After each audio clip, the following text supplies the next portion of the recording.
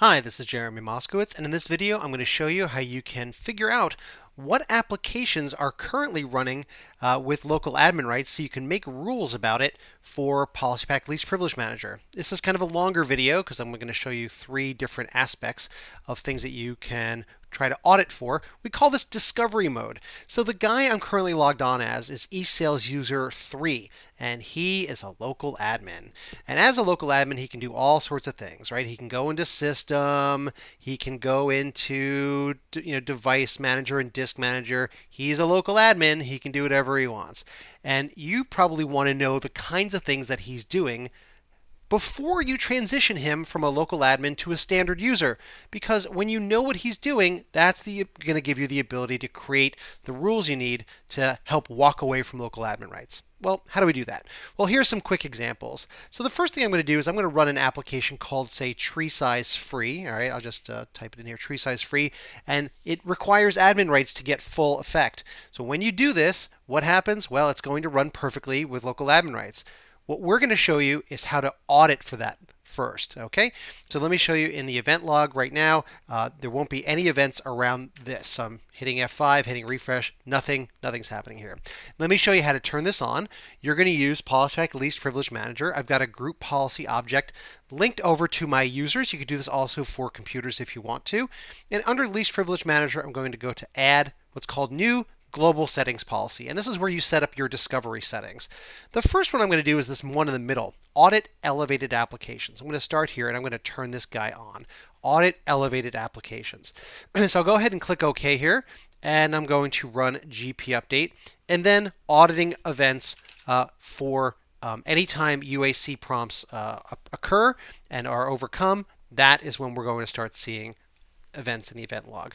So for instance, there we go. I'll go ahead and run this guy. Let's go ahead and check out tree size free again. We're to go to tree size free, administrator. What happens? We get prompted for UAC rights. Again, the guy is a local admin. He says yes, and the application runs. When I now hit refresh here, we start to see interesting events that occur. So here we go. You can see that we get an event that's called audit. Process runs elevated, and we can see that it's tree size free that requires the admin rights. And now you can take this information and feed it back in to PolicyPak Least Privilege Manager and create a rule if you wanted to. I'm not going to do that now for the sake of this demonstration, but you would create a new executable policy. You would set it up for tree size free and the publisher, and as make it as loose or as secure as you want. Okay, that is the first part of the. The next part of the story is, let's pretend a user has now transitioned from a local admin to a standard user.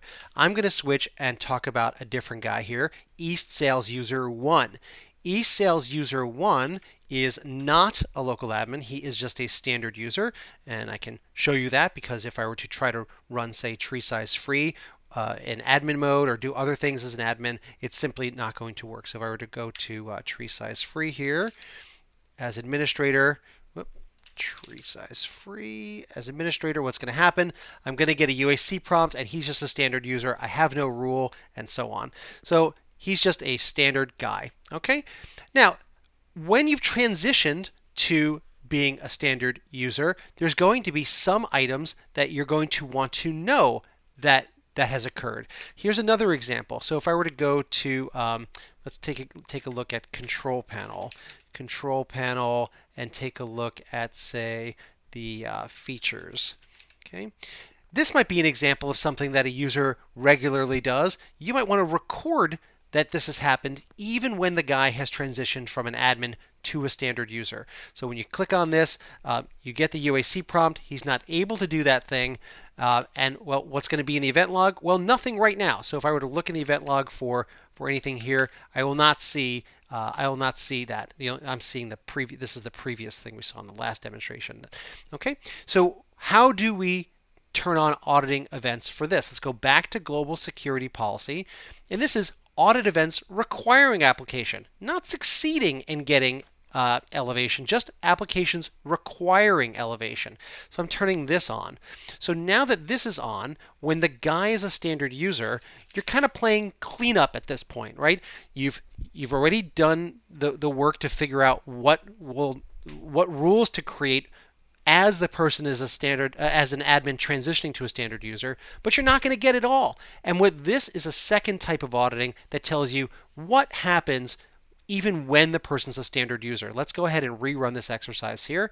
I'm going to retry, turn Windows features on or off. I will not succeed in getting the UAC prompt, in overcoming the UAC prompt. So when I hit refresh, here we go. Audit process requires elevation. Didn't succeed, did not succeed. It just requires elevation. And now you know, okay, well, I'm getting people out in the field who are trying to run this thing, and it's not running successfully. So now you can create a rule for this, and then it will overcome with standard user rights with least privilege manager. The last thing I want to show is something that you can do either when the person is an admin or when it's not an admin. In fact, I'll kind of do it both. I'm going to go back and go to switch user back to my eSales user 3, who is an admin. Okay. eSales user 3, like I said, is an admin. And the thing is that eSales user 3 might have some applications that he installed himself or dragged to the desktop or otherwise got and is using day to day, but they don't require admin rights. So here's one. Here's CamPlay. So CamPlay, I don't know what the heck. It's just a video player. That's fine. But this is the kind of thing that you should probably know before somebody's an admin, or even after they've removed admin rights. You should know what applications are going to be prevented when you turn on PolicyPak Secure Run. So as a reminder, PolicyPak Secure Run's job is to put the smackdown on applications for when they are not installed correctly by an admin.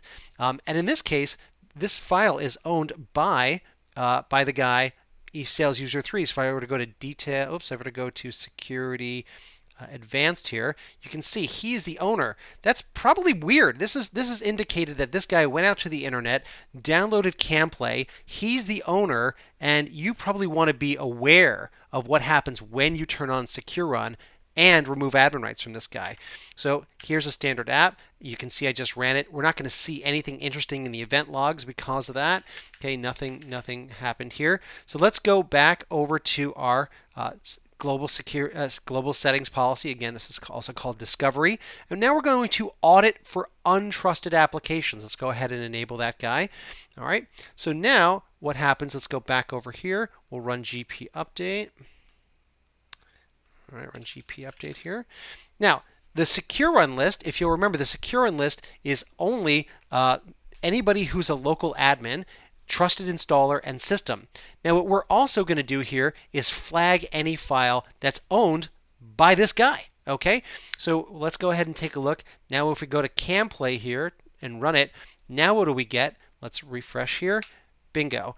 This process, CamPlay, is untrusted and would have been blocked by Secure Run. Okay, because if we take a look at the Secure Run list here, if we look at the Secure Run policy, the defaults in Secure Run are the local administrator and system and trusted installer. So the idea is when this guy transitions from local admin to standard user, he's not going to be a local admin anymore. So we're showing and enumerating that this would be a problem for this guy. Okay, we can also see this exact same event if we were to go to a guy who's already a standard user. So let me go ahead and switch user back to eSales user 1. Okay, switch back to eSales user 1 here. All right, and now let me go ahead and run CamPlay again. And if I were to go back to the event viewer, okay, now we're going to see that same item, CamPlay, would have been blocked by Secure Run. So this is telling you the applications that, well, let's go ahead and turn on Secure Run. Let's see what's going to happen here. Let's go ahead and add and turn on Secure Run here, and let's turn it on. And now you're putting the smackdown on. You're blocking all things, all applications where the file owner is not on this Secure Run list. So now that we've turned it on, let's go ahead and run GP update here. I've already got a command prompt open. Run GP update. Okay, now we're ready to run CamPlay. We know this guy's not on the Secure Run list, and what's going to happen? That application is going to be blocked. Now that auditing event, the previous event, 6210, that will not be here anymore, but if we refresh, what do we see? Aha, we see a different type of event, 2010, the following process has been blocked by secure run, and that's can play. So in this methodology gives you the ability to figure out which applications in advance are going to need either least privilege rules to overcome. So you're going to create an executable control panel applet, Windows installer, and so on. These kinds of policies that are going to overcome UAC prompts or help you overcome those things that are going to be automatically blocked when secure run turns on. Now, if you have lots of computers out there, that's okay. You can use what's called event forwarding. We have another video on event forwarding to help you take these events, forward them to a collector server, and that gives you the opportunity to paw through these and then again take these event IDs and route them through to automatically create rules. Okay, hope this helps you out, and thank you very much, and looking to help you get started with PolicyPak Least Privilege Manager real soon. Thanks.